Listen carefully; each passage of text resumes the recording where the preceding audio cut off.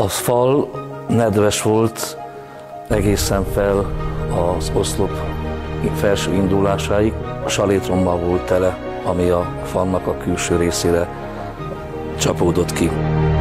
Ennek a megszüntetésére próbáltunk megoldást keresni. Alapvetően és általánosan mindenki azt mondotta, hogy vízelvezető drénezést kell készíteni. Hogyha leverjük a falat, akkor sincs maga a fő ok megszüntetve. És gyakorlatilag az a műszer, amely az oldalfalon található, az olyan impulzusokat bocsát ki, amelyek a víznek a felfelé való törését, irányítását megváltoztatják.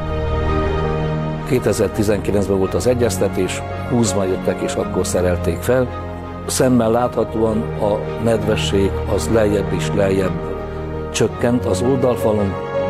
A fal felső részében természetesen ott, ahol kevesebb volt a vízmennyiség, azt már 6 hónap múlva észlelni lehetett. Szemmel is lehetett látni, és különösképpen a mérések mutatták ki ezt.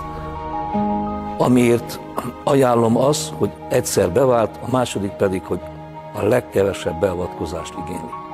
Nem kell falat törni, és másfajta beavatkozást eszközölni. Én gondolom, hogy egy ekkora műszer, mint amilyen a falra fel van szerelve, az nem okoz a templomnak semmilyen különösebb problémát.